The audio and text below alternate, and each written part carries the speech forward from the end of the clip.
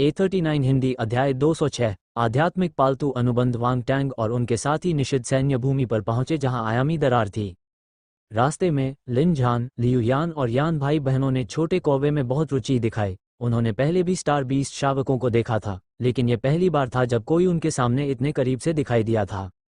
लिन झान गाड़ी चला रहा था, इसलिए उसके हाथ खाली नहीं थे। लियू यान और वे तीनों उस छोटे कौवे को चिढ़ाना चाहते थे, लेकिन उसने उनकी बिल्कुल भी परवाह नहीं की। सभी को डो जैसा व्यवहार नहीं मिला। ये छोटा सा साथी अभी कुछ समय पहले ही अंडे से निकला है, इसलिए यह अजनबियों से थोड़ा डरता होगा। वांग टैंग ने छोटे कौवे के सिर को छुआ और कहा। छोटा कौवा, जो लियू यान और अन्य लोगों के सामने घमंडी था, वह वांग टैंग के सामने असाधारण रूप से आज्ञाकारी था। लियू और अन्य लोग ईर्ष्या से लाल हो गए। तुम सच में भाग्यशाली हो। क्या तुम जानते हो कि एक सितारा जानवर के लिए अपने मालिक को पहचानना कितना मुश्किल है? लियू यान ने लगातार आह भरी। ये सही है, एक वयस्क सितारा जानवर शायद ही कभी अपने मालिक को पहचान पाता है। शावकों को ढूंढना मुश्किल है, इसलिए पालतू जानवर के लिए एक सितारा जानवर ढूंढना मुश्किल है, यान जिनमिंग ने दुखी होकर कहा। वांग टेंग हैरान था। उसने पूछा, आप कई सालों से जिंगबू महाद्वीप जा रहे हैं। क्या आपके लिए स्टार बीस्ट शावक पाना आसान नहीं है?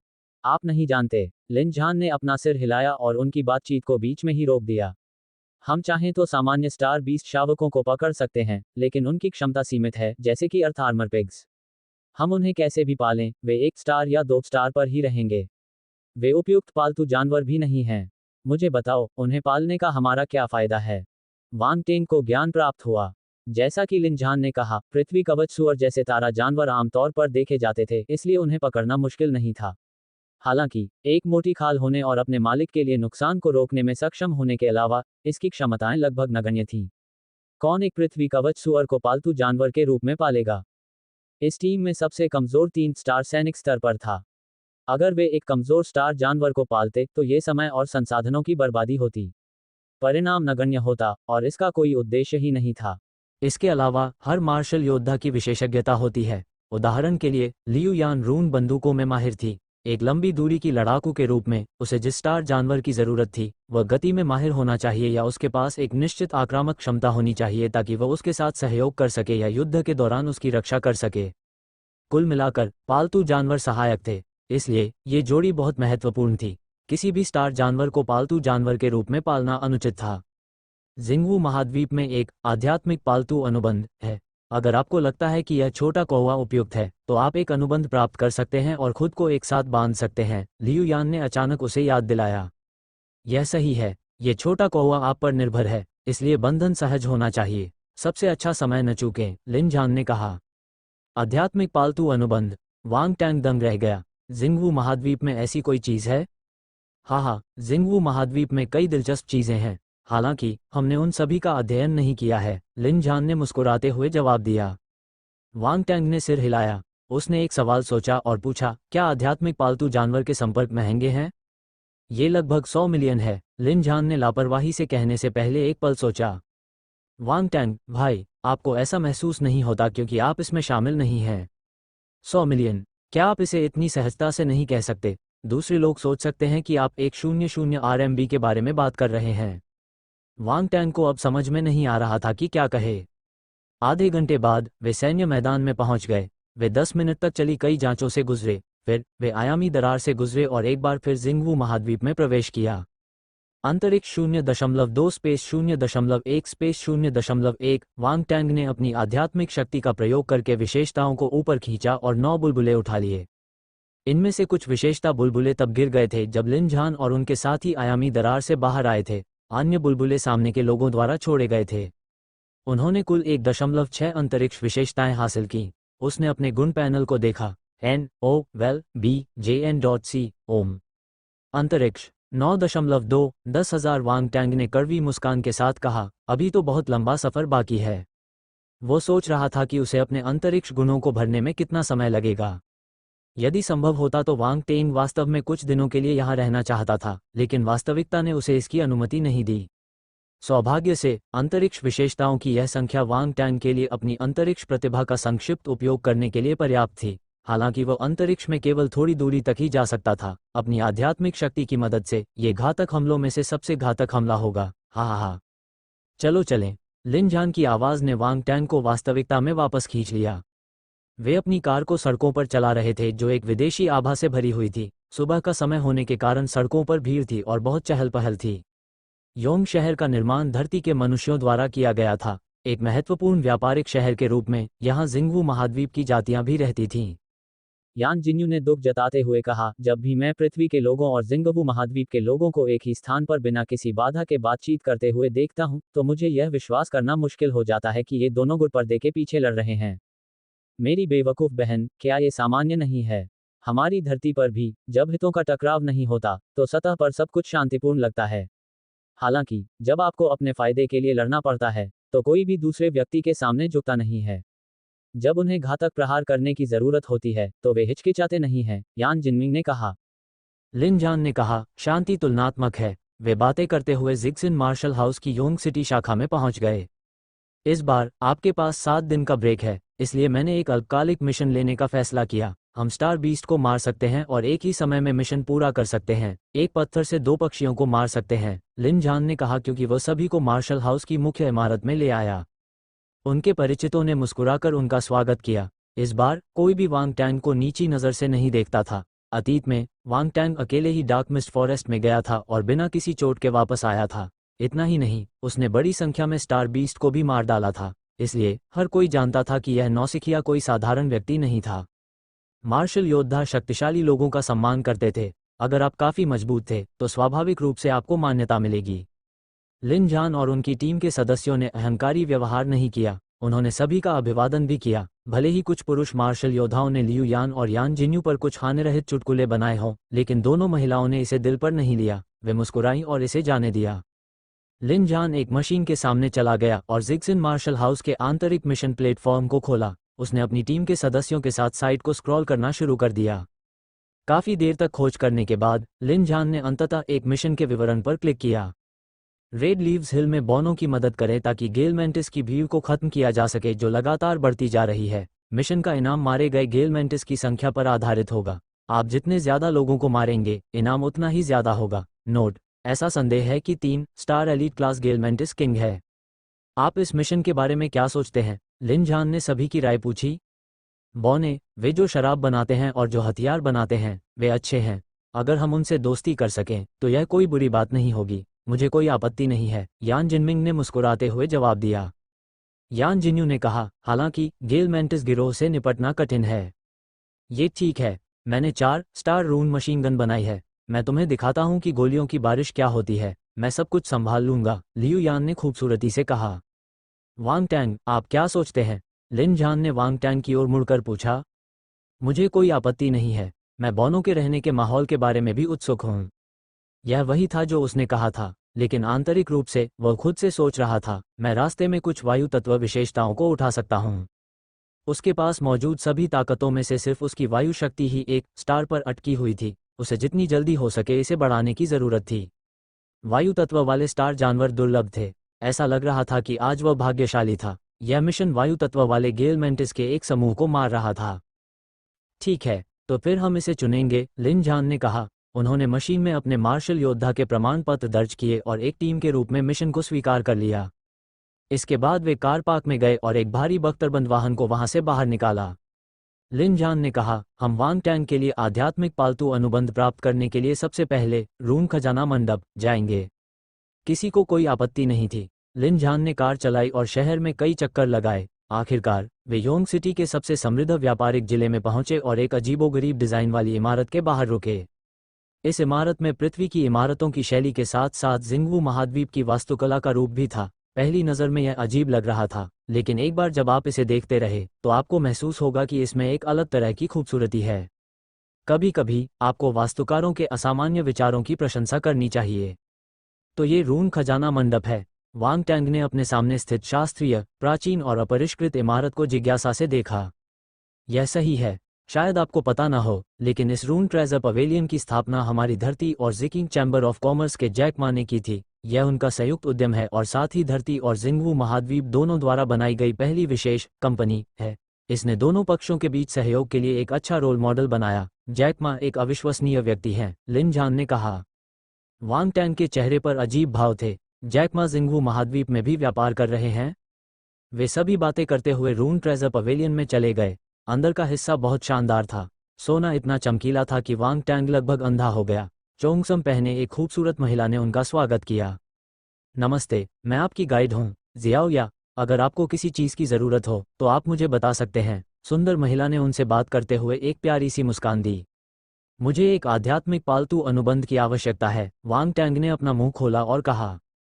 सुंदरी को तुरंत पता चल गया कि खरीदार उसके सामने खड़ा ये युवक है। उसके रूप रंग को देखकर ऐसा लग रहा था कि वह कोई योद्धा है। वह उसे अनदेखा करने की हिम्मत नहीं कर पाई, इसलिए उसने विनम्रता से कहा, ठीक है, कृपया मेरे पीछे दूसरी मंजिल पर आइए।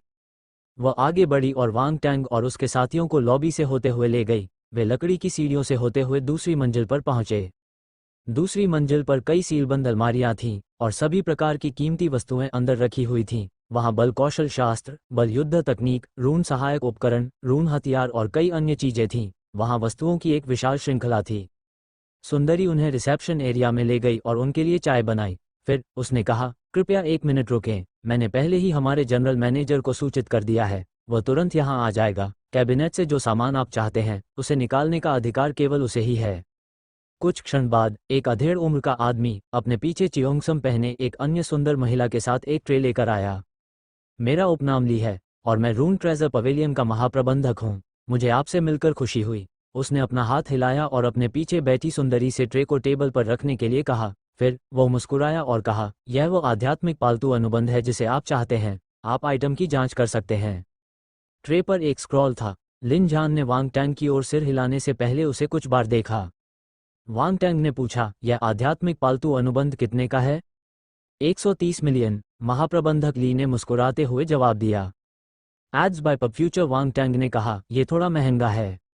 यह महंगा नहीं है। यह आध्यात्मिक पालतू अनुबंध जिंगवू महाद्वीप के प्रसिद्ध रून मास्टर लिंग जू द्वारा बनाया गया है। इसकी गुणवत्ता अन्य सामान्य रून मास्टरों की तुलना में बहुत अधिक है, महाप्रबंधक ली ने धैर्यपूर्वक समझाया। मास्टर लिंग जू, लिन झान और अन्य लोग चौंक गए। उसने जल्दी से स्क्रॉल उठाया और उसे ध्यान से देखा, खासकर जब उसने स्क्रॉल के पीछे नीचे दाहिने कोने में एक अनोखा चिन्ह देखा। उसने लियू यान और अन्य 3 लोगों के साथ इसका ध्यानपूर्वक निरीक्षण किया और फिर कहा, वास्तव में यह मास्टर लिंग जू का काम है। उस मामले में ये कीमत उचित है। बेशक, हमारा रून ट्रेजर पवेलियन एक विश्वसनीय व्यवसाय है। हमारे सभी उत्पादों की एक निश्चित कीमत है। हम बिना किसी कारण के कीमत नहीं बदलेंगे, महाप्रबंधक ली ने गर्व से कहा। ठीक है, 130 मिलियन। वांग टैंग मोल भाव करने में बहुत आलसी था, इसलिए उसने सिर हिलाया और तुरंत सहमत हो गया। जब उसने अकेले ही स्टार बीस्ट को मारा था तो उसने 580 मिलियन कमाए थे। उसने डियर गार्डन में घर खरीदने के लिए 270 मिलियन खर्च किए, इसलिए उसके पास 310 मिलियन बचे। ये काफ़ी था। इस प्रकार वह पीछे नहीं हटे और 130 मिलियन यूं ही खर्च कर दिए। जब आपके पास पैसा था तो आप जो चाहें कर सकते थे। जनरल मैनेजर ली की आंखें चमक उठी जब उन्होंने सुना कि वांग टैंग अनुबंध खरीदना चाहता है। उन्होंने अपने पीछे एक स्कैनर निकाला और कोमल आवाज में पूछा, क्या आप फोर्स स्टोन या कार्ड से भुगतान कर रहे हैं? आप भुगतान करने के लिए बल पत्थरों का उपयोग कर सकते हैं। वांग टैंग थोड़ा हैरान था। जिंगवू महाद्वीप में मार्शल योद्धाओं के लिए बल पत्थर सार्वभौमिक मुद्रा है। अब यहाँ के अधिकांश मार्शल योद्धा भुगतान के लिए बल पत्थरों का उपयोग करते हैं, लिन झान ने समझाया। मैं अपना कार्ड इस्तेमाल करूंगा। मेरे पास पर्याप्त फोर्स स्टोन नहीं है। वांग टैंग ने अपना बैंक कार्ड निकाला और उसे दूसरे पक्ष को दे दिया। कुछ मिनट बाद वांग टेंग और उनके साथी रून ट्रेजर पवेलियन से बाहर चले गए। महाप्रबंधक ली ने उन्हें व्यक्तिगत रूप से दरवाजे तक भेजा और मुस्कुराते हुए कहा, कृपया फिर आइए। ठीक है, चलो रेड लीव्स हिल की ओर चलें। लिन झान ने भारी बख्तरबंद वाहन चलाया और योंग सिटी के विशाल द्वार से बाहर निकल गया। वांग टैंग पीछे बैठ गया और आध्यात्मिक पालतू संपर्क की जांच करने लगा। आप इसका उपयोग कैसे करते हैं? क्या तुम्हें स्क्रॉल पर 2 रून दिख रहे हैं? एक बड़ा है और एक छोटा है। तुम्हें बस अपना खून और छोटे कौवे का खून तस्वीरों पर टपकाना है, लिन झान ने कहा। वांग टैंग ने सिर हिलाया। उसने अपने खून की एक बूंद और छोटे कौवे के खून की एक बूंद ली। फिर उसने उन्हें 2 रूनों पर गिरा दिया। हवा में तैरने से पहले रून लाल रोशनी के साथ चमक रहे थे। बड़ा रून वांग टेंग के माथे पर उतरा जबकि छोटा रून छोटे कौवे के सिर में समा गया। एक पल में वांग टेंग को लगा कि उसके और छोटे कौवे के बीच एक अजीब सा संबंध बन गया है। वह छोटे कौवे के विचारों और भावनाओं को भी हल्के से समझ सकता था। ये बहुत दिलचस्प है। उसने अपनी आंखें बंद करके इस एहसास को जांचा। अचानक वो बोला, ये है। जब उसने अपनी आंखें बंद की तो उसकी दृष्टि बदल गई। उसे लगा कि वह बाहरी दुनिया को छोटे कौवे की आंखों से देख रहा है। क्या आध्यात्मिक पालतू अनुबंध में ये क्षमता है? वांग टैंग ने गहरी सांस ली। वो उलझन में था। उसने एक क्षण सोचा और सहजता से पूछा, नेता, क्या आप जानते हैं कि इस आध्यात्मिक पालतू अनुबंध को सक्रिय करने के बाद क्या प्रभाव होंगे? यदि आप प्रभावों के बारे में बात कर रहे हैं तो आप संभवतः अपने आध्यात्मिक पालतू जानवर के विचारों और भावनाओं को महसूस कर पाएंगे, लिन झान ने उत्तर दिया। इसके अलावा क्या कोई अन्य प्रभाव भी हैं? वांग टैंग ने पूछा। अन्य प्रभाव? मैंने अन्य प्रभावों के बारे में नहीं सुना है। क्या आपने कुछ खोजा है? लिन झान ने मुस्कुराते हुए जवाब दिया। नहीं, मैं तो बस इसलिए पूछ रहा था ताकि मुझे इधर उधर भटकना न पड़े, वांग टैंग ने कहा। आध्यात्मिक पालतू अनुबंध आपको अपने आध्यात्मिक पालतू जानवर के साथ संबंध बनाने की अनुमति देता है। यदि आप अपने आध्यात्मिक पालतू जानवर के विचारों और भावनाओं को महसूस करने में सक्षम हैं तो ये पहले से ही काफी प्रभावशाली है। इसके अलावा कोई अन्य प्रभाव नहीं है, लिन झान ने कहा। वांग टेंग ने गहरी सोच में सिर हिलाया। उसने कोई और सवाल नहीं पूछा। अध्याय 207, व्यवस्था में परिवर्तन और बंदूक की लड़ाई। भारी बख्तरबंद वाहन योंग सिटी से निकल गया। जंगल में प्रवेश करने से पहले यह मुख्य सड़क पर 10 किलोमीटर से अधिक दूरी तक चला। जंगल में हर जगह घास फूस उगी हुई थी। वे घुटनों से भी ऊंचे थे और चलने के लिए कोई रास्ता नहीं था। ये गड्ढों और खड़ी ढलानों से भरा हुआ था। हालांकि भारी बख्तरबंद वाहन इस क्षेत्र से ऐसे गुजरा जैसे वह अपने विशाल पहियों की मदद से समतल जमीन पर चल रहा हो, जो एक इंसान की ऊंचाई के बराबर थे। वांग टैंग गाड़ी में बैठ गया और उसने अपने साथियों से कोई सवाल नहीं किया। इसके बजाय उसने अपने और छोटे कौवे के बीच के संबंध की जांच शुरू कर दी। वह जानता था कि अब वो स्थिति को समझने के लिए सामान्य तर्क का उपयोग नहीं कर सकता। वांग टैंग ने कुछ बार परीक्षण किया और अंततः इस बात की पुष्टि कर ली कि वह छोटे कौवे के साथ अपने दृष्टिकोण का आदान प्रदान कर सकता है। इस खोज से उसे राहत महसूस हुई। फिर वह खुद को खुश महसूस करने से नहीं रोक सका। पहले तो उन्होंने सोचा कि यह एक सामान्य समझौता है। उन्हें कोई आश्चर्यजनक लाभ मिलने की उम्मीद नहीं थी। इस दृष्टि के आदान प्रदान के कई उपयोग थे। बिना सोचे समझे वांग टैंग ने कई परिदृश्यों के बारे में सोचा जहां वो इस क्षमता का उपयोग कर सकता था। उदाहरण के लिए वो इसका उपयोग जांच करते समय, निगरानी रखते समय या जासूसी करते समय कर सकता था। ये वास्तव में अत्यंत उपयोगी था। वांग टैंग ने अपनी भावनाओं को शांत करने के लिए एक लंबी सांस छोड़ी। फिर वो फिर से थोड़ा उलझन में पड़ गया। जब अन्य लोगों ने अनुबंध बनाया तो उन्हें इस स्थिति का अनुभव क्यों नहीं हुआ? ये स्थिति केवल तभी क्यों सामने आई जब उनकी बारी आई? क्या ऐसा हो सकता है कि वह नायक था, इसलिए उसे यह विशेष सुविधा दी गई?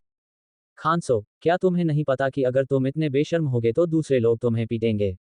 या फिर यह इसलिए हो सकता है क्योंकि मास्टर लिंग जू इतने अद्भुत हैं कि उनके द्वारा किए गए सभी आध्यात्मिक पालतू अनुबंधों में विशेष प्रभाव हैं। वांग टिंग ने खुद से सोचा, लेकिन उसके बाद उसने इससे इनकार कर दिया। ये सही नहीं था। अगर इस आध्यात्मिक पालतू अनुबंध में इतना लाभ होता तो जनरल मैनेजर ली, जिनकी आंखें जब भी पैसे देखते थे चमक उठती थी, उसे इतनी कम कीमत पर नहीं बेचते। क्या ऐसा हो सकता है?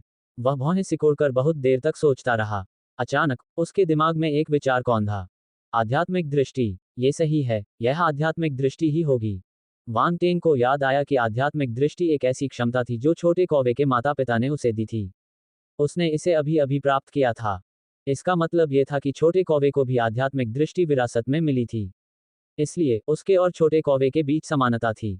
शायद यही कारण था कि वह छोटे कौवे की दृष्टि में परिवर्तन करने में सक्षम हो सका। वांग टेंग ने जितना ज्यादा इस बारे में सोचा उतना ही उसे लगा कि यह संभव है। उसे ज्ञान की प्राप्ति हुई और उसने इस सवाल पर सोचना बंद कर दिया। होह, जैसे ही उसने अपने विचार ठीक किए, वांग टेंग की नजर अनजाने में ही विशेषताओं वाले पैनल पर पड़ गई। वह आश्चर्य से आह भरने से खुद को नहीं रोक सका। विशेषता पैनल चुपचाप बदल गया था, बिना उसके ध्यान में आए। अचानक एक अतिरिक्त स्तंभ प्रकट हो गया।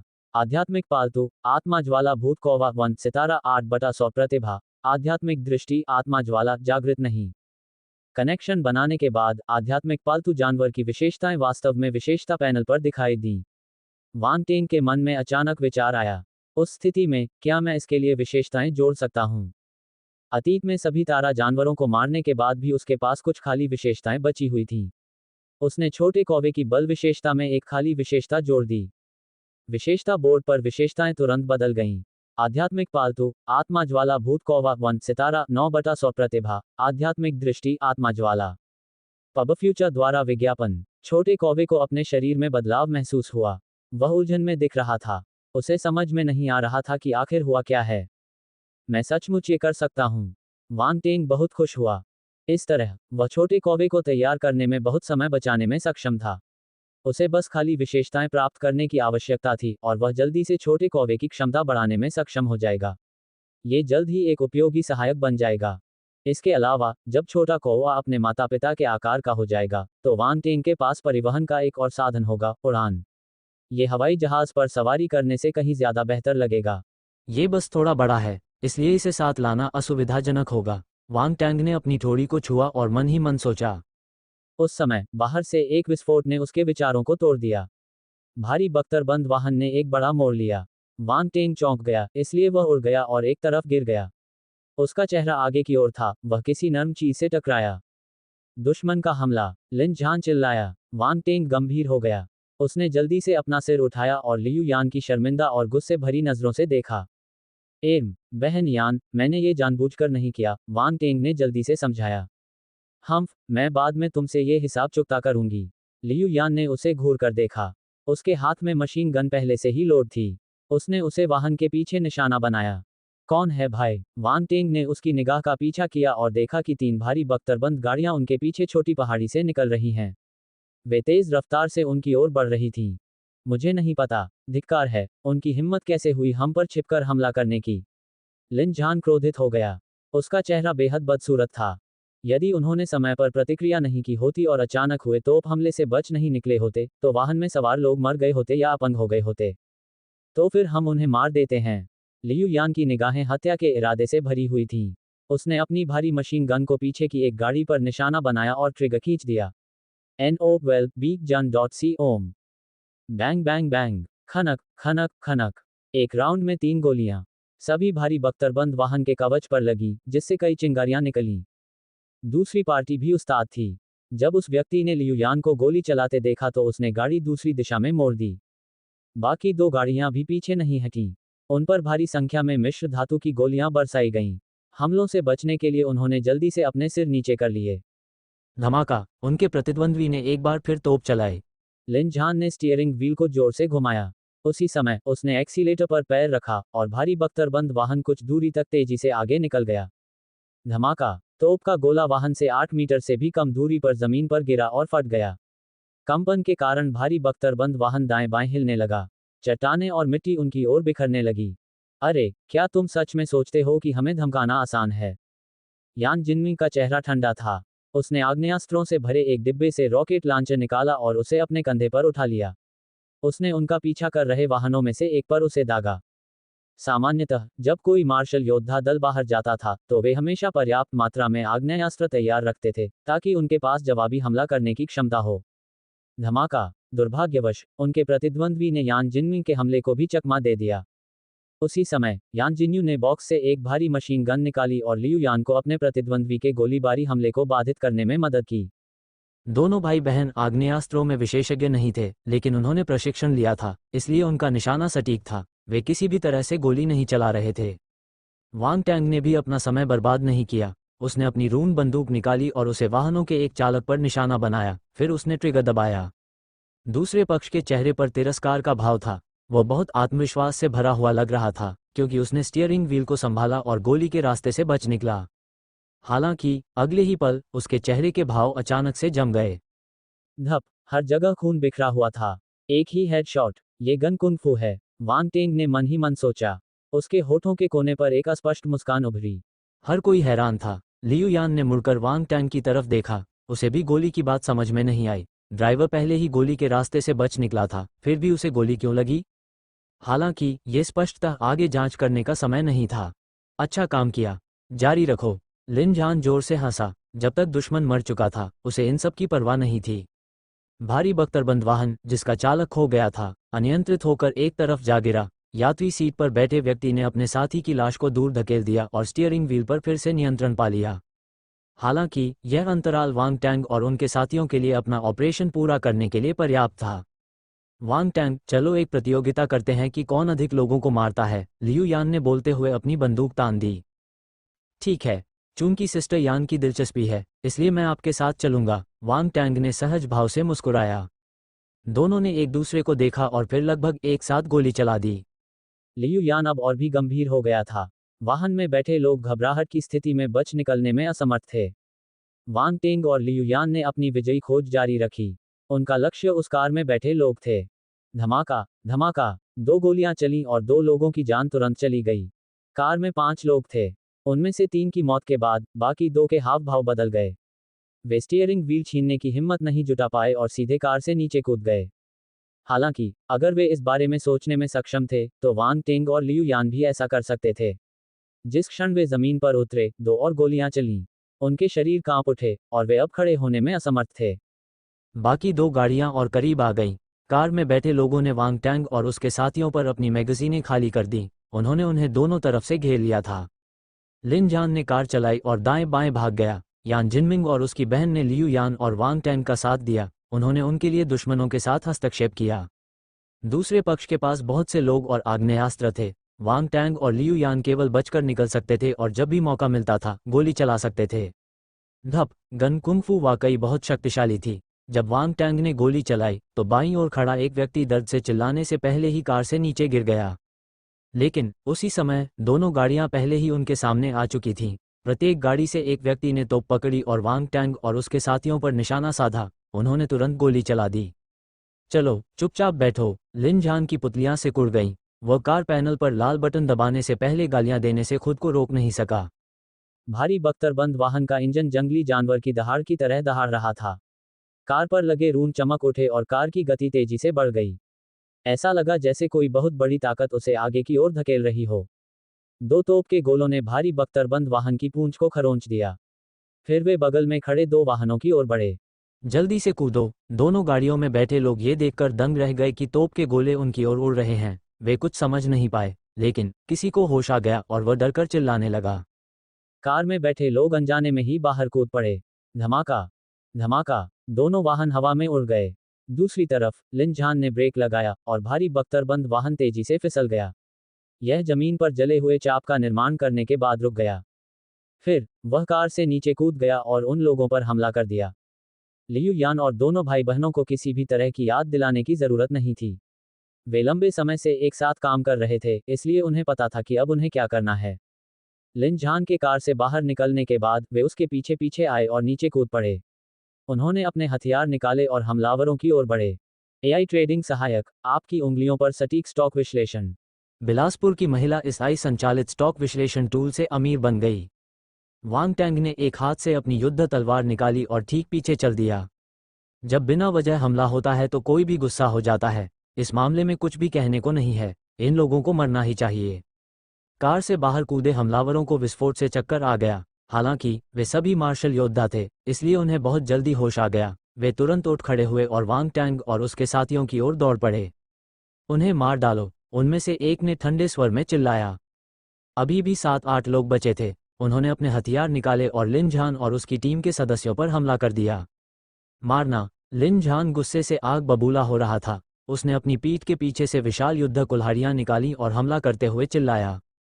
उसने अपनी कुल्हाड़ी से एक आदमी के हथियार को 2 टुकड़ों में काट दिया और उसकी विशाल कुल्हाड़ी उस व्यक्ति के सिर पर जा लगी। कुल्हाड़ी ने उसके सिर को कागज की तरह काट दिया, जिससे लाल और सफेद पदार्थ हर जगह बिखर गया। 4 सितारा सैनिक स्तर के मार्शल योद्धा बनने के बाद लिन जान की यह पहली लड़ाई थी। उसे ऐसी स्थिति की उम्मीद नहीं थी। उसके विरोधी दयनीय रूप से कमजोर थे। वे ज्यादातर 1 स्टार या 2 स्टार सैनिक स्तर के मार्शल योद्धा थे। लिन जान की विशाल कुल्हाड़ियों के नीचे वे केवल उसके द्वारा रौंदे जा सकते थे। उनमें से 2-3 सितारा सैनिक स्तर के मार्शल योद्धा थे। उन्होंने देखा कि लिन जान टीम का सबसे शक्तिशाली सदस्य था, इसलिए उन्होंने उस पर एक साथ हमला किया। अल्पविराम। दूसरी ओर, एक 2 सितारा सैनिक स्तर का मार्शल योद्धा अपने चेहरे पर एक भयावह मुस्कान के साथ वांग टेंग की ओर बढ़ा। उसने पहले ही देख लिया था कि वांग टेंग इस टीम में सबसे कम उम्र का व्यक्ति था। साथ ही उन्होंने पहले भी इस टीम पर शोध किया था और जानते थे कि इसमें एक स्टार सैनिक स्तर का नौसिखिया भी था। यह उसके सामने वाला युवा ही होना चाहिए था। वांग टेंग को लगा कि उसे नीची नजर से देखा जा रहा है। उसके सामने बैठा व्यक्ति इतना आत्मविश्वासी लग रहा था कि वह उसे निराश नहीं कर सकता था। दुर्भाग्य से ये जीवन या मृत्यु की लड़ाई थी। अगर उसका प्रतिद्वंद्वी नहीं मरता तो उसे मार दिया जाता। वांग टैंग ने अपनी तलवार हवा में घुमाई और उस व्यक्ति के चेहरे पर भयावह मुस्कान जम गई। फिर ये धीरे धीरे डर में बदल गई। वह कैसे संभव है? वह उलझन में था। एक सितारा सैनिक स्तर के मार्शल योद्धा होने का क्या हुआ? वह इतना शक्तिशाली क्यों है? अंततः वह असमंजस में इस सुंदर संसार को छोड़कर चले गए। एक और योद्धा जो उनके करीब था, जब उसने अपने साथी को अचानक मरते हुए देखा तो उसे भूत की तरह देखा। वह भागना चाहता था। हालांकि एक आकृति तुरंत उसके सामने आ गई। क्या तुम भागने की कोशिश कर रहे हो? वांग टैंग ने मुस्कुराते हुए पूछा। कृपया मुझे छोड़ दो। उस आदमी ने तुरंत अपना हथियार नीचे फेंक दिया, जैसे कि उसे डर था कि अगर वह एक सेकंड भी देर से आया तो वांग टैंग उसे मार देगा। फिर वह बिना किसी गरिमा के जमीन पर घुटनों के बल बैठ गया और दया की भीख मांगने लगा। वांग टैंग ने कहा, मेरे सवालों का जवाब दो और हो सकता है मैं तुम्हारी जान बख्श दूं। कृपया पूछो, कृपया पूछो। मैं तुम्हें सब कुछ जरूर बताऊंगा जो मैं जानता हूं। आदमी ने घबराहट में सिर हिलाया। तुम्हें किसने भेजा? वांग टेंग ने पूछा। याओ परिवार के मुखिया ने कई मार्शल योद्धाओं के साथ एक सौदा किया और हमें 4 सितारा और उससे नीचे के मार्शल योद्धा टीमों को मारने के लिए कहा जो 3 महीने पहले डार्क मिस्ट फॉरेस्ट से वापस आए थे, आदमी ने जल्दी से कहा। इस समय तक लिन झान और टीम के बाकी सदस्यों ने भी अपनी लड़ाई समाप्त कर ली थी। एक 3 सितारा सैनिक स्तर के मार्शल योद्धा के अलावा जो आधा अपंग था और जिसे लिन झान घसीट कर ले जा रहा था, अन्य मार्शल योद्धा सभी मर चुके थे। नेता, उस आदमी ने लिन झान के हाथ में 3 सितारा सैनिक स्तर का मार्शल योद्धा देखा। वह मौत के कगार पर लग रहा था। वह अपनी लार निगलने से खुद को नहीं रोक सका, उसकी आंखें भय से भर गईं। ये लोग बहुत शक्तिशाली थे। उन्होंने बिना किसी नुकसान के उनकी पूरी टीम को मार डाला था। यहां तक कि 2-3 स्टार सैनिक स्तर के नेता भी इसी स्थिति में थे। यांग सिटी का याओ परिवार। लिन झान की अभिव्यक्ति सख्त थी। उसने अपनी टीम के सदस्यों के साथ नजरें बदलीं। उन्हें स्पष्ट रूप से कारण का अनुमान था। क्या आप जानते हैं कि वे ऐसा क्यों कर रहे हैं? वांग टैंग ने फिर भी पूछा। याओ परिवार के मुखिया का बेटा डार्क मिस्ट फॉरेस्ट में मारा गया लगता है, लेकिन वह नहीं जानता था कि उसके बेटे को किसने मारा, इसलिए उस आदमी ने ईमानदारी से जवाब दिया। इसलिए उसने किसी को भी नहीं छोड़ने और डार्क मिस्ट फॉरेस्ट से वापस आने वाली सभी टीमों को मारने का फैसला किया, वांग टैंग ने ठंडी मुस्कान के साथ कहा। हाँ हाँ, उस आदमी की हिम्मत नहीं हुई कि वह वांग टैंग की नज़रों से नज़र मिला सके। याओ परिवार के मुखिया का तरीका थोड़ा अजीब था। सिर्फ इसलिए कि याओ परिवार मजबूत और शक्तिशाली था, उसने अपने बेटे का बदला लेने के लिए किसी भी निर्दोष को नहीं छोड़ा। उन्होंने बहुत से निर्दोष लोगों को फंसाया होगा। उसका काम करने का तरीका बेईमानी भरा था। बेशक ये लोग भी इससे बेहतर नहीं थे। वे पैसे के लिए कुछ भी कर सकते थे। वे एक ही मांद के गीदड़ थे। उन्हें याओ परिवार के मुखिया को डांटने का कोई अधिकार नहीं था। अगर उन्हें कोई कमजोर व्यक्ति मिल जाता तो कोई बात नहीं थी, लेकिन समस्या ये थी कि इस बार उन्हें अपने दुश्मन का सामना करना पड़ा। उसके पास उनके सामने झुकने के अलावा कोई विकल्प नहीं था, क्योंकि वह अपनी जान गंवाने वाला था। बेशक अगर उसे पता चले कि उसकी मुलाकात असली हत्यारों से हुई है तो उसे कैसा लगेगा? अध्याय 208, बेशर्म है मेरा नाम। कारण जानने के बाद लिन झान और उनकी टीम के सदस्य धार्मिक क्रोध से भर गए। उन्होंने डार्क मिस्ट फॉरेस्ट में उस युवक को मार डाला था क्योंकि वह उनकी लड़ाई की लूट को छीनना चाहता था। अगर ऐसा नहीं होता तो वे उसे बिना किसी कारण के नहीं मारते। याओ परिवार का मुखिया भी एक अविवेकी व्यक्ति था। उसने सही या गलत की परवाह किए बिना कई असंबंधित मार्शल योद्धाओं को मार डाला। ये युद्धरत योद्धाओं की दुनिया थी और यहाँ योग्यतम का ही अस्तित्व बचा रहता था, लेकिन हर कर्ज का एक लेनदार होता था। उसके काम करने के तरीके ने उन्हें क्रोधित कर दिया। याओ परिवार कितना मजबूत है? वांग टैंग ने पूछना जारी रखा। याओ परिवार में सबसे ताकतवर व्यक्ति को परिवार का मुखिया होना चाहिए। वह 6 सितारा सैनिक स्तर पर है। बाकी के लिए उन्होंने 4-5 सितारा सैनिक स्तर के मार्शल योद्धाओं और लगभग 8 से 9 4 सितारा सैनिक स्तर के मार्शल योद्धाओं का खुलासा किया है। ये सुनते ही वांग टैंग और उनके साथियों के चेहरे पर गंभीरता छा गई। ये याओ परिवार एक विशाल परिवार था। वे उन्हें उकसाने का जोखिम नहीं उठा सकते थे। लिन झान और अन्य लोग क्रोधित थे, लेकिन वे स्वयं पर नियंत्रण रख सकते थे। चूंकि याओ परिवार इतना मजबूत है, फिर भी उन्हें अभिनय के लिए आप जैसे लोगों की आवश्यकता क्यों है? वांग टेंग ने भौहें सिकोड़ते हुए पूछा। हम अपने परिवार की प्रतिष्ठा की खातिर। यह कोई ग्लैमरस बात नहीं है, और अगर दूसरे लोग इसके बारे में सुनेंगे तो यह अच्छा नहीं लगेगा। हालांकि बहुत से लोग जानते हैं कि परिवार का मुखिया किस तरह का व्यक्ति है, फिर भी वे आधिकारिक तौर पर अपना दिखावा छोड़ने से पहले उसके साथ अच्छे संबंध बनाए रखते हैं। इसके अलावा ये कुछ ऐसा है जो पैसे से किया जा सकता है। ये छोटी सी रकम याओ परिवार के लिए कुछ भी नहीं है, और उन्हें अपने परिवार के सदस्यों के चोटिल होने या मारे जाने की चिंता करने की जरूरत नहीं है। वांग टेंग को ज्ञान की प्राप्ति हुई। उसने लिन झान और उसके साथियों की ओर मुड़कर पूछा, ठीक है, मेरा काम पूरा हो गया। लीडर, क्या आपको कुछ पूछना है? बाकी लोगों ने अपना सिर हिलाया। वे इस बात से थोड़े हैरान थे कि वांग टेंग कितना अनुभवी लग रहा था। उसने उनसे वह सब कुछ पूछ लिया था जो वे जानना चाहते थे। मैं इस व्यक्ति को आप सभी को सौंप दूंगा। वांग टेंग मुस्कुराया और चला गया। लियू यान ने पूछा, हम उसके साथ क्या करेंगे? यान जिनमिंग ने कहा, उसे मार दो। वे अच्छे लोग नहीं हैं। रुको, तुमने कहा था कि अगर मैं तुम्हारे सवालों का जवाब दे दूंगा तो तुम मुझे जाने दोगे। वह आदमी हैरान रह गया। उसने वांग टेंग पर चिल्लाया, मैं तुम्हें जाने दे रहा हूं, लेकिन वे नहीं चाहते। मैं इस बारे में कुछ नहीं कर सकता, वांग टेंग ने बेबसी से कहा। तुम बेशर्म हो। वह आदमी इतना गुस्से में था कि उसे खून की उल्टी होने लगी। उसने वांग टेंग को घूर कर देखा। बेशर्म मेरा मध्य नाम है, वांग टेंग ने हंसते हुए कहा। वह आदमी अभी भी कुछ कहना चाहता था, लेकिन यान जिनमिंग ने पहले ही कुछ कह दिया था। इससे पहले कि वह विरोध कर पाता, उसकी गर्दन मरोड़ दी गई और तोड़ दी गई। लिन झान ने 3 सितारा सैनिक स्तर के मार्शल योद्धा का गला अपने हाथों से कुचल दिया। मार्शल योद्धा तुरंत मर गया। पहले तो वह किसी को जीवित छोड़ना चाहता था ताकि वे उससे और जानकारी मांग सकें। उसे उम्मीद नहीं थी कि वांग टेंग किसी डरपोक को पकड़ लेगा। उन्हें उसे धमकाने की भी जरूरत नहीं थी। उसने तुरंत सारी बातें बता दी। उसके बाद लिन झान ने सभी से युद्ध के मैदान को खाली करने के लिए कहा। उन्होंने लाशों की तलाशी ली और सभी निशान मिटा दिए। वे सभी इस पूरी प्रक्रिया से भली भांति परिचित थे। वांग टेंग ने गुप्त रूप से उन विशेष बुलबुले को एकत्र किया जो मार्शल योद्धाओं ने गिराए थे।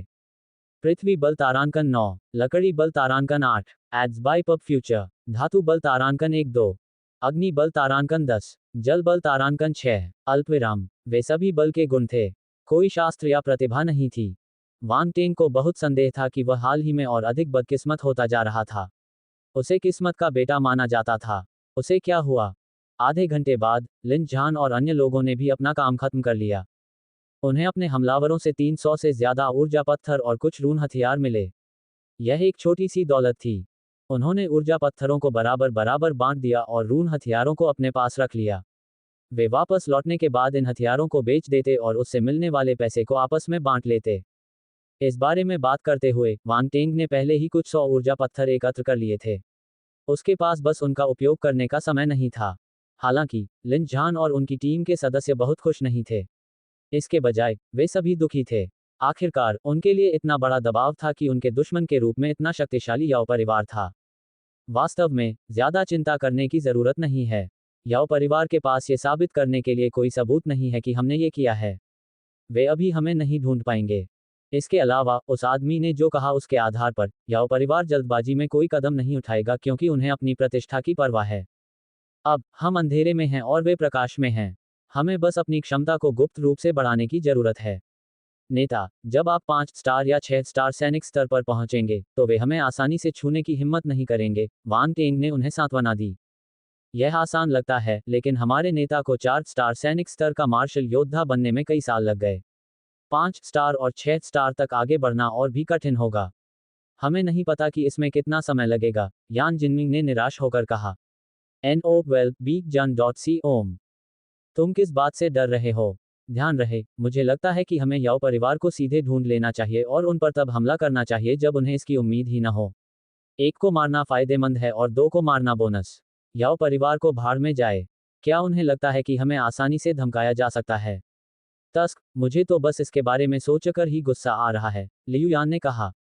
वांग टेंग इस महिला की सराहना करने से खुद को रोक नहीं सके। प्रभावशाली। ठीक है, ऐसा मत सोचो कि हम तुरंत मरने वाले हैं। हालांकि याओ परिवार मजबूत है, लेकिन वे परेशानी पैदा करने के लिए योंग सिटी में आने की हिम्मत नहीं करेंगे। जब तक हम बहुत दूर नहीं हैं, तब तक कोई समस्या नहीं होगी। यदि याओ परिवार बेतरतीब ढंग से हत्या करने की हिम्मत करता है, तो पृथ्वी के शक्तिशाली योद्धा उसे सबक सिखाएंगे। इससे कोई फर्क नहीं पड़ता कि वह 6 सितारा सैनिक स्तर का मार्शल योद्धा है या 9 सितारा सैनिक स्तर का मार्शल योद्धा है।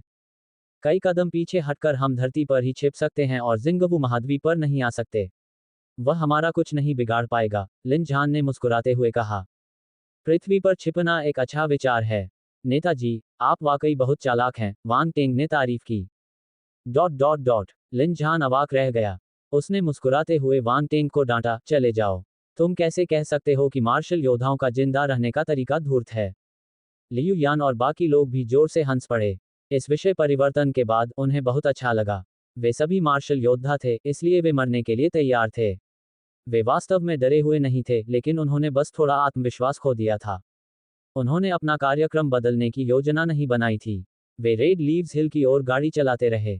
रास्ते में उन्हें जंगल में भटकते कुछ अकेले कुत्ते और भेड़िए मिले। इनमें से ज्यादातर स्टार बीस्ट बहुत शक्तिशाली नहीं थे। जब उन्होंने अपनी टीम को देखा तो वे बिखर गए और विशाल वाहन के करीब जाने की हिम्मत नहीं जुटा पाए। बेशक कुछ लोग मौत से नहीं डरते थे। वे दो सितारा सियारों के एक झुंड से मिले। ये सितारा जानवर आमतौर पर झुंड में शिकार करते हैं और वे क्रूर थे। उन्होंने भारी बख्तरबंद वाहन का पीछा किया और उस पर झपट्टा मारा। वांग टेंग और अन्य लोगों के पास उनका ख्याल रखने के अलावा कोई विकल्प नहीं था।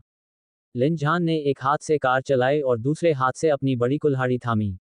उसने अपनी कुल्हाड़ी एक सियार पर पटक दी जो उसकी ओर झपटा और उसे मक्खी की तरह मार डाला।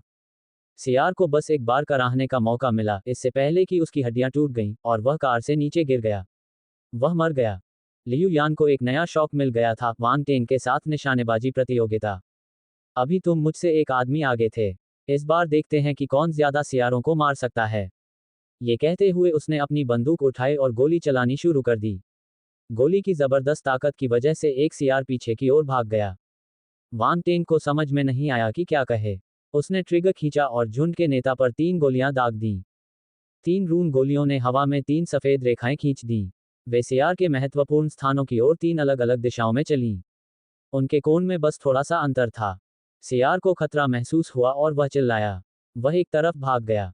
सियार की गति और चपलता लाजवाब थी। भले ही गोलियां तेज गति से चल रही हों, फिर भी वह समय रहते बच निकलने में सक्षम था। लाल पत्ते बौना जनजाति। हालांकि तीनों गोलियों ने हवा में अचानक अपना रास्ता बदल लिया। स्वूश स्वूश स्वूश। सियार के शरीर पर 3 रक्त के फूल खिले, जिनमें से एक उसके सिर से निकला। गोलियों के प्रभाव से वह 3 मीटर पीछे की ओर उड़ गया। वह जमीन पर गिर पड़ा और उसकी सांस रुक गई। ये है। लियू यान ये दृश्य देखकर अचंभित रह गई। इससे पहले उसे लगा कि वांग टेंग की बंदूक चलाने की कला थोड़ी अजीब है। उस समय वह इसे स्पष्ट रूप से नहीं देख पाई थी, लेकिन अब जब से उसने इस पर विशेष ध्यान दिया है, उसे सब कुछ दिखाई दे रहा है। तीनों गोलियों ने अपना रास्ता नहीं बदला। उन्हें उसी दिशा में आगे बढ़ना था। वांग टेंग ने अपनी भयानक गणनात्मक क्षमता का इस्तेमाल करके सियार के भागने के रास्ते का अनुमान लगा लिया था। इसलिए जब वह चकमा देने लगा तो गोलियां सीधे उसके महत्वपूर्ण बिंदुओं पर लगीं। Gun kung fu. लियू यान ने इन 2 शब्दों के बारे में सोचा। वह अब और शांत नहीं रह पा रही थी। बंदूकों का इस्तेमाल करने वाले सभी योद्धाओं के लिए गन कुंग-फू सबसे शक्तिशाली युद्ध तकनीक थी। बहुत से लोग इसके लिए संघर्ष करते थे। लियू यान कोई अपवाद नहीं था। जब सियारों का नेता मर गया तो बाकी सियार परेशान हो गए। वे आसानी से हार गए। बचे हुए 3 सियारों ने देखा कि स्थिति ठीक नहीं थी, इसलिए उन्होंने अपनी दुम को पैरों के बीच दबा लिया और भाग निकले। वांग टेंग ने अपनी आध्यात्मिक शक्ति का प्रयोग करके उनके द्वारा गिराए गए विशेष बुलबुले को खींच लिया और उन्हें उठा लिया। उन्हें कुल मिला। रिक्त विशेषता तारांकन 30, पृथ्वी बल तारांकन 38, अल्पविराम। क्या आपने अभी गन कुंग-फू का इस्तेमाल किया? लड़ाई समाप्त होने के बाद लियू यान ने उत्साह से वांग टेंग का हाथ पकड़ लिया। ये सही है। वांग टेंग ने अपनी बात नहीं छिपाई। उसने सहमति में अपना सिर हिलाया। Gun kung fu. लिन झान और अन्य लोगों ने जब ये सुना तो वे उसकी ओर देखे बिना नहीं रह सके। ये स्पष्ट था कि उन्होंने प्रसिद्ध गन कुंग-फू के बारे में पहले भी सुना था। वे आश्चर्यचकित थे कि वांग टेंग ने इस बंदूक युद्ध तकनीक को समझ लिया था। तुमने ये कहां से सीखा? लियू यान और भी उत्साहित हो गई जब उसने उसे यह स्वीकार करते देखा। उसने उससे फिर पूछा। इसलिए वांग टेंग ने उन्हें बताया कि उन्होंने गन कुंग-फू कैसे सीखा। बेशक उन्होंने विशेषताओं को सीखने के बारे में बात नहीं की। गुण सीखने से आपका क्या मतलब है? मैं लाखों में एक प्रतिभाशाली व्यक्ति हूं। मैं जो कुछ भी सीखता हूं उसे समझ सकता हूं। लिन झान और उनकी टीम के सदस्यों ने जब उनकी कहानी सुनी तो वे काफी देर तक चुप रहे। आपका अनुभव थोड़ा। लिन झान और अन्य लोगों को एहसास हुआ कि वे इसका वर्णन करने के लिए कोई वाक्यांश नहीं ढूंढ पाए। हे, बंदूकों का देवता, मैंने इस व्यक्ति के बारे में पहले क्यों नहीं सुना था?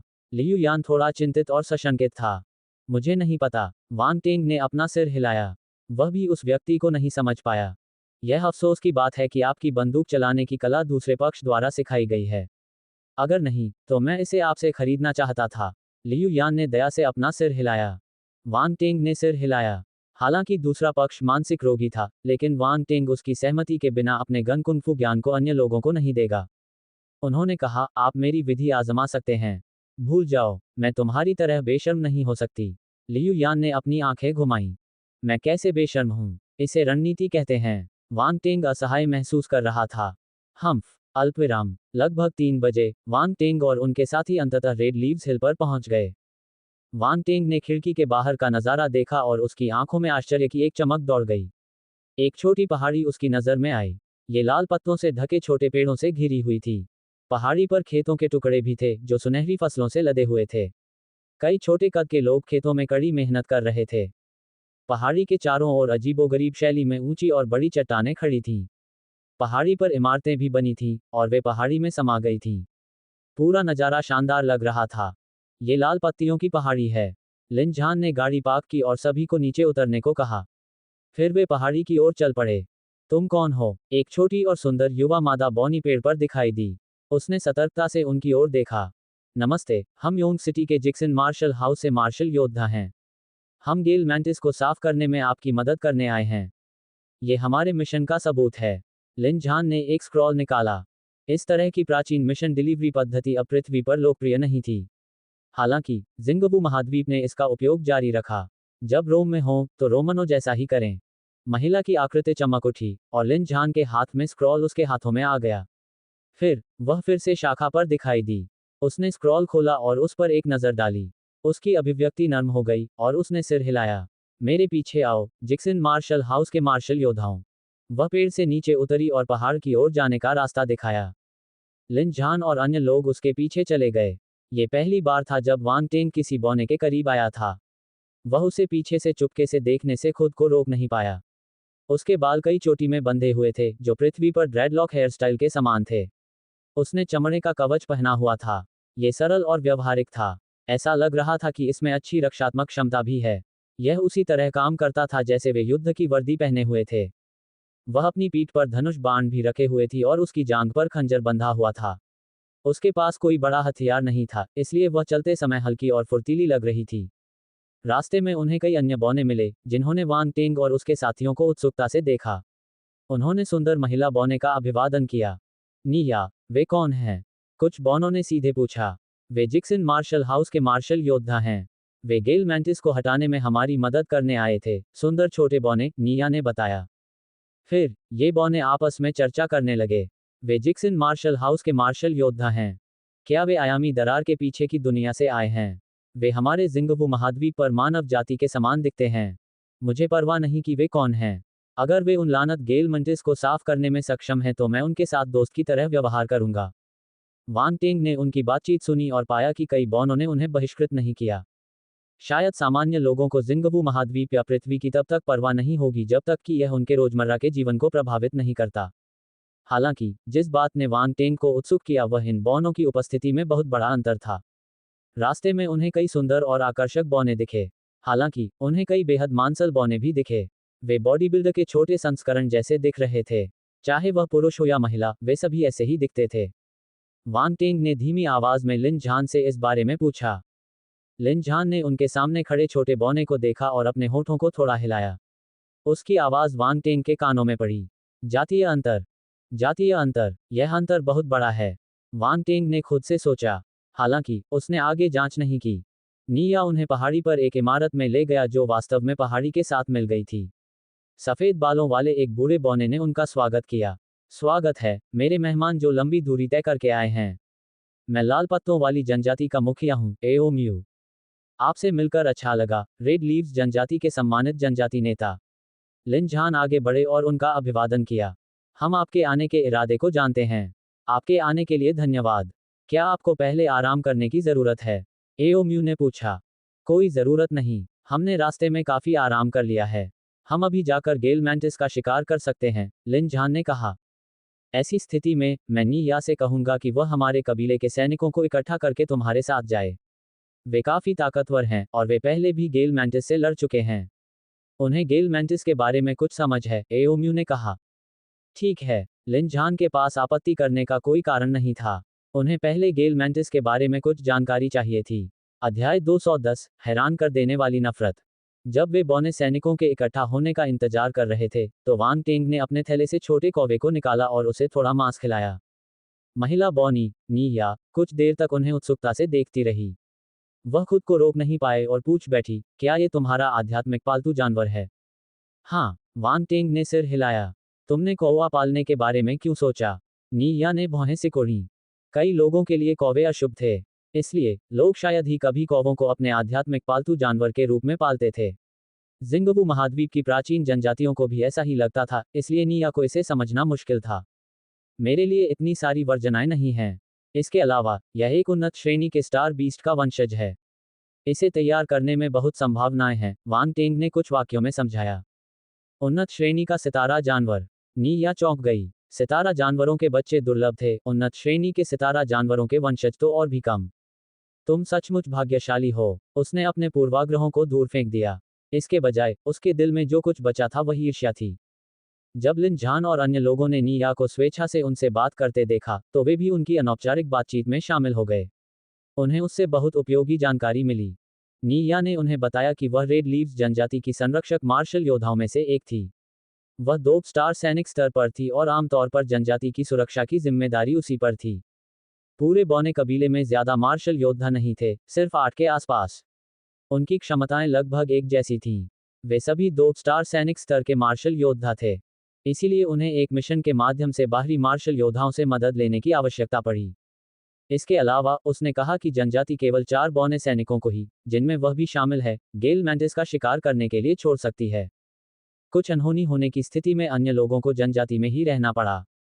अल्पविराम। कुछ समय बाद 3 बौने योद्धा दूर से आते हुए दिखाई दिए। वे सभी बहुत ही ताकतवर और मजबूत थे। वे अपने हथियारों के रूप में युद्ध कुल्हाड़ियों और गदाओं का इस्तेमाल करते थे और अपनी पीठ के पीछे युद्ध ढाल रखते थे। वे मानव आकार के टैंकों की तरह दिखते थे। उनके रूप को देखकर वांग टेंग को अतीत में देखी गई विशालकाय जाति के योद्धा की याद आ गई। ऊंचाई के अंतर के अलावा वे कई क्षेत्रों में समान थे। हालांकि बौने की प्रजाति में एक और चरम सीमा थी। निया जैसे छोटे और सुंदर बौने थे। जब एक साथ रखा जाता है तो सभी दिग्गज विशाल और मांसल दिखते हैं। बेशक सभी विशालकाय जानवर 2 मीटर से अधिक लंबे थे, इसलिए वे चाहकर भी सुंदर नहीं दिख सकते थे। जैसे ही वे करीब पहुंचे, बौनों में से एक ने ऊंची आवाज में कहा, निया, क्या वे मानव मार्शल योद्धा हैं जो गेल मैंटिस से निपटने में हमारी मदद करने आए हैं? वाकई। निया ने पलटकर उसकी ओर देखा। उसने सिर हिलाया। ये सही है, वे मानव जाति के मार्शल योद्धा हैं। क्या वे वाकई मददगार होंगे? गेल मैंटिस से निपटना मुश्किल है। बाकी सब ठीक हैं, लेकिन ये बंदा बहुत ताकतवर नहीं लगता। वह बस थोड़ा सुंदर दिखता है। वांग टेंग ने स्पष्ट रूप से वांग टेंग की ओर इशारा किया। वांग टेंग। उसे लगा कि उसे बिना किसी कारण के निशाना बनाया गया। क्या इससे तुम्हें कोई मतलब है कि मैं सुंदर हूं या नहीं? निया ने भौहें सिकोड़ी। उसने उसे घूरते हुए कहा, यह बहुत ज्यादा है। क्या आप मेहमान के साथ ऐसा व्यवहार करते हैं? निया की तीखी नजर से वाक़े की आभा तुरंत कमजोर हो गई।